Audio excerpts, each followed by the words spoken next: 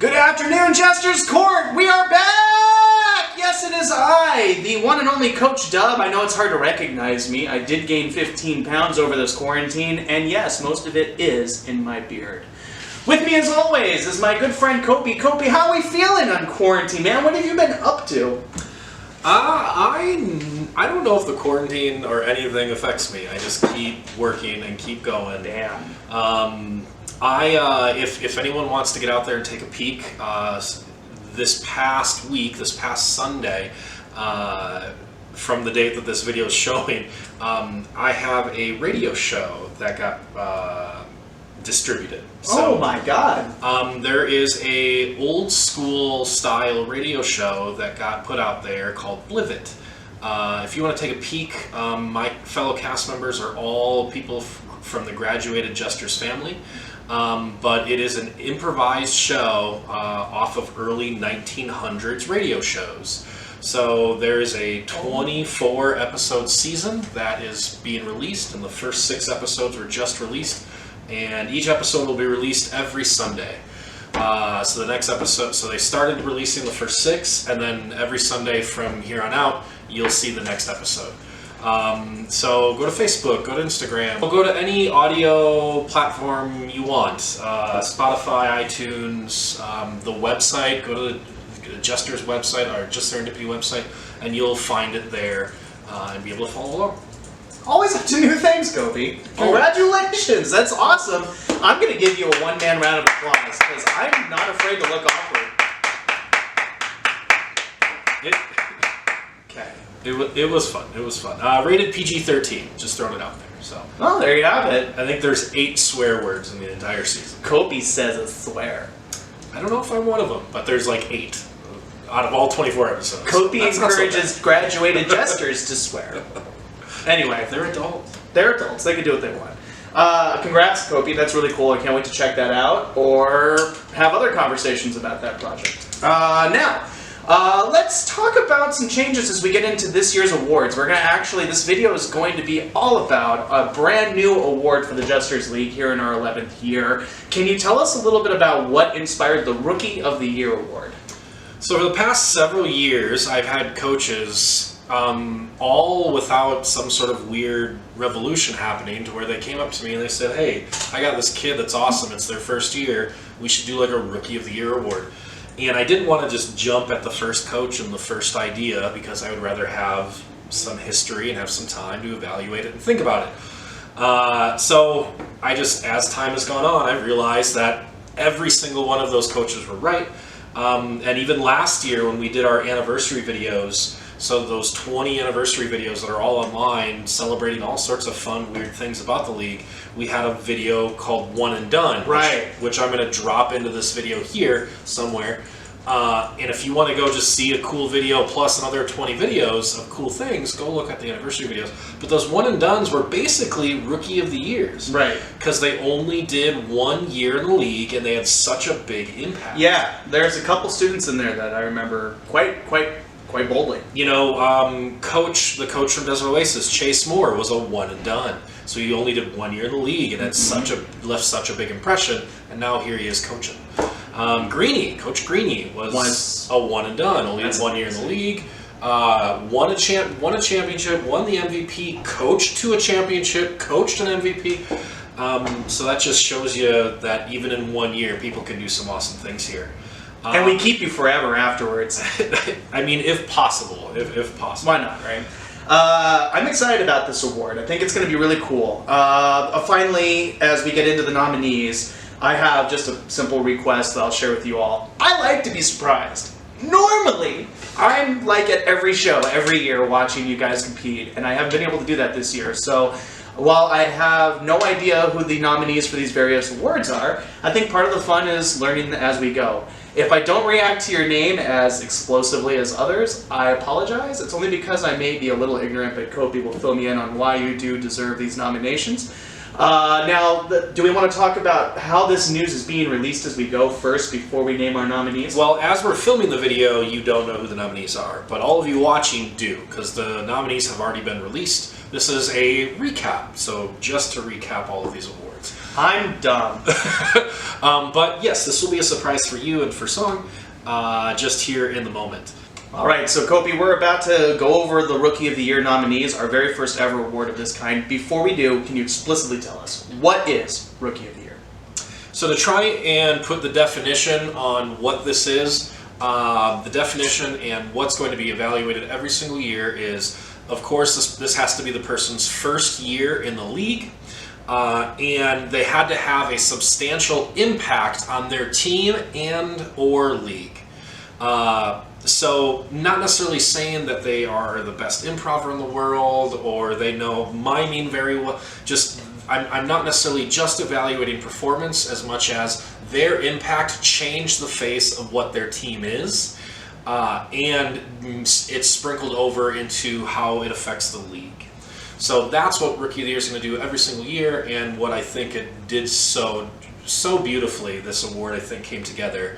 I almost feel dumb for not doing it sooner, but hey, we crossed the milestone with the anniversary. Why not head into the next decade with a new milestone? Yeah, I think it's exciting. So without further ado, your nominees for the 2019-2020 Rookie of the Year Award! So here's going to be a reveal. I'm going to give some honorable mentions. There are 1,000 students in the league, roughly. Has been now for several years. The nominees have already been posted, but I'm going to give 3 honorable mentions that were very, very close to getting into these top 6, because I believe that it was very close, but we have to narrow it down. We have to get it into that nominee category. So I'm going to give the first honorable mention from Arborview. Ooh. A freshman. Okay. Do you know who it is yet? Absolutely not. It's all right. Ashton Simonson. Yeah, Ashton! Yes, yes, yes. I think that name alone, for those of you that know who he is or has seen his face, I think you completely get it. I've definitely heard the oh, that kid's so cute, I want to put him in my pocket thing about Ashton. I think he definitely had an impact with his team. He had an impact with the league. He definitely deserves honorable mention for almost making it into this category. Was there a moment where Ashton made you go, bam, I see that kid? The day I met him. Yeah, the day I met him in practice. I knew that kid was a fireball. I think he's only going to grow, and he's a freshman this year, so that means we get more time with Ashton, which is awesome. So who knows? Maybe we'll see him on another award at some point. If you could compare him to a well-known improver of leagues past, who would you name him against? Oh my God! Can you compare him at all, or is he a one of a kind? He might be one of a kind. Maybe it will hit me. As maybe in 2 minutes I'll move on. I'll be somewhere else in our conversation. It'll hit me. Forgive. I did not warn you I would ask that. I was just curious. Yeah, good question though. Our second honorable mention. From Clark. Woo! An 8th grader, Maddie Clark.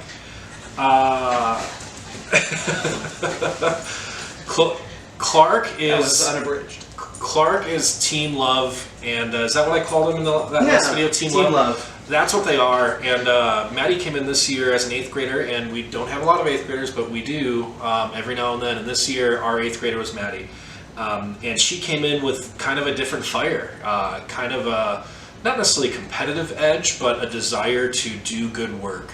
And I think that sprinkled in with those 4-year kids and the new kids and just the love that circled around them. I think it was such a good recipe for success. And I feel like Maddie alone helped elevate what that Clark team is and was this year. So honorable mention for sure for Maddie. Gotta say, super proud of her because, and I think that she did get to be part of a program that would take the best care of her, you know. Anyone. If any of you want to transfer to a team, transfer to Clark and go be a part of Team Love. Go transfer schools, I mean. We do love our Clark kids. Thank you, Nick Jarrell, for keeping that program so alive and well. And thank you, Maddie, for eating it up and making it a better program by being there. So good for you. Are we ready for a third honorable mention? Third honorable mention, last honorable mention from Centennial, another freshman, Gemma Detre. Gemma is probably the mascot for Team Adorable. Team Adorable. Yeah. They've got some strong pieces of performers, and there's going to be lots of things we can talk about, and we'll see what happens come playoff. But I don't know if there's anyone that's more in the spotlight for Team Adorable than Gemma. Little sister to Joe, the two of them together as a team, plus all of the working parts around them. Their big veteran Mackenzie, of course, and their new players this year. Gemma started this year out with us naming their team Team Adorable, so she was a part of that revolution. So those are my 3 honorable mentions. Totally noteworthy in a video. I wish I could have announced it on big stage for you, but I will. So Championship Day, I will at least make this announcement again as we bridge over into our Rookie of the Year nominees. And why? Why are they the Rookie of the Years? So those 3 students transform those Western Conference teams into new entities. It's going to be exciting to see as they mature as performers what kind of an impact they'll have on the team. And yes, we are ready. It is truly time. And I know I've blown it out a couple of times now, but this is truly it. This is our first actual nominee for the 2019-2020 Rookie of the Year award, the first ever given by the Jesters League. Kopy, who is student number 1? From Legacy, senior, Caitlin Saliars. Hey, that's awesome. Good for her. Yep. It's the amount of times we ended up talking about her in these videos. I mean, that alone should speak all sorts of volumes. With Marshall clearly the leader over there, to just get Caitlin out of nowhere. And what's unique about Caitlin is I spent the past 4 years at Legacy walking around talking to the kids, of course, that aren't on the team and saying, hey, improv. Every year, Caitlin's just, I can't, or whatever. And then finally she decided to do it in her senior year. And what a year she had. So many memorable moments, so many goofy moments, very deserving of being in this category. I think her next to these other 5, I think I look at these 6 and I go, there's just no way the coaches are all going to be able to make the right pick because they might all deserve it. So Caitlin's a great one to start with. That's awesome. Congratulations to Caitlin, and an unofficial rookie, if you will, in a way, because she's been part of the process this whole time, and then finally to get out there on stage and show people what she can do and to get to that comfortable level. It's a great story. So congratulations, Caitlin. Our second nominee, Kopy. From Cimarron, senior, Robbie Butchgo. Hey! That Cimarron team is deep. When I met Robbie at their practices before the season started, and I saw what she was able to do next to all of those strong performers, and then she told me she was a senior, I was like, oh, I hate it when you do that. So all my running gag with her early on was I kept calling her a liar, that she wasn't actually a senior. But man, did she make herself felt in this league. From her very first show, when we talked about that Cimarron Northwest battle, you know what, that was Northwest's first show. That was the second week of the season. Yes, that was the second. But from that moment all the way through this year, she has definitely shown that maybe she should be a veteran and maybe she has had a big impact on this league. So definitely deserves to be in this category. Good for Cimarron to have a piece like that who can come in and add value when surrounded by so much talent. I mean, that school gives me goosebumps. Nominee number 3, Kopy. Nominee number 3, from Cheyenne, senior, Isaiah Danjo. That's awesome. I don't know if there is a nicer person in the league this year. That guy just radiated pleasantries and good feelings. And he was everything Coach Miley could have ever hoped for and asked for. And I remember meeting him in class. I was in Cheyenne's classes doing improv for their classes. I remember in that class stopping him before he left to go to his next class saying, please do this. Nice. Like, you can be good at this. And what a year he's had. So I think it was easy for me to narrow down Isaiah in this category because of the amount of other people that talk about Isaiah. Oh, wow. Our Facebook profile picture is the cartoon that he drew. That makes sense. He's just such a giving, nice, sweet soul. Another senior. All three that I just talked about, all seniors. Are they all seniors moving forward, Kopy? No. We do have one more senior moving forward. We do have one more senior, but Why don't you close out the senior segment of these nominees with our fourth nominee? okay, so one more senior from Chaparral, senior Trevor Frank. Oh, I remember Trevor. Yep. Good for him. Congrats, bud. Trevor has been around for a minute as well, and then Yeah. finally decided to get on the improv train. And Melina kind of took over as leader this year, and Melina wanted it bad this year. And then I started to notice as the year went on that Trevor wanted it just as bad or more, which was really cool. Awesome. So when you've got one person on your team that can help lead you somewhere, it can help a team grow, and then you watch the growth of those people and what they can do in a short period of time. I think Trevor 100% was a ringleader. He was a leader when he needed to be. He was helping them back. He was helping people backstage. I got a lot of backstage reports on who Trevor was as a performer, and that shows also what it does on stage. So just another nice, good kid that deserves to be in this category. Yeah, Trevor is a big part of the energy that really wowed you about 3/4 of the way through the season, huh? Yep. Really helped turn that corner. Good for Trevor, our fourth nominee, and our final senior of this specific award. Our fifth nominee will not be a senior, Kopy. Who are we talking about now? From Valley Junior, Naya Gonzalez. Congratulations, Naya. Good for you. Another, burgeoning part of that Valley team. You know, for the past 2 years, a Valley student has won our Most Improved award. Wow.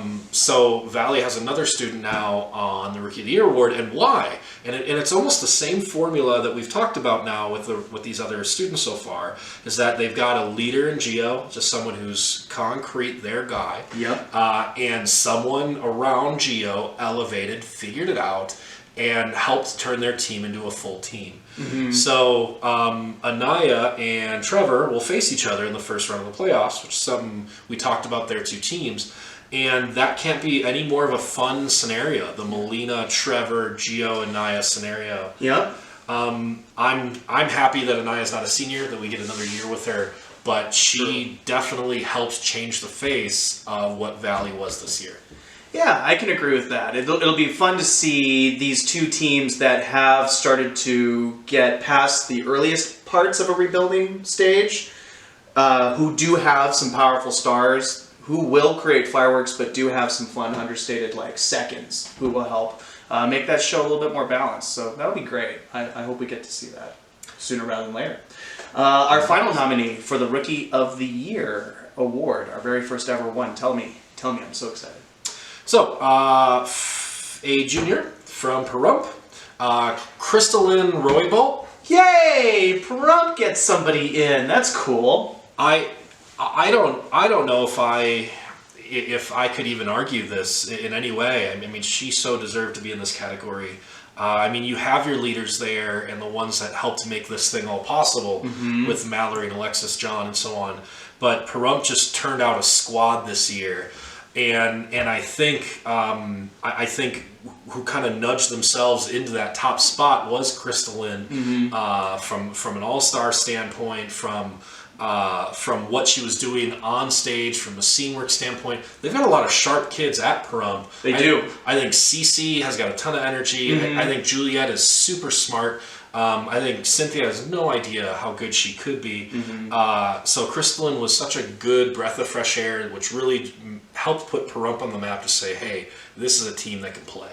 So between these six, man, the coaches have an impossible job. The coaches and staff have an impossible job of picking who is our Rookie of the Year. That is pretty awesome. Yeah. Great set of six kids who have done a lot for their schools and have done a great job helping the league to even out, to kind of bring all of their respective teams closer to the forefront of what we're doing. So good for them. And that was the Rookie of the Year nominees, folks. We'll find out the winner of the Rookie of the Year on Championship Day, announced live. So we'll keep you updated on when you can expect that to take place. Keep checking back for updates. We're trying to figure it all out. So we'll see you guys next week for our next round of nominees. That will be for our Big Fat MVP Award nominees. That'll be great. So we'll see you guys next week.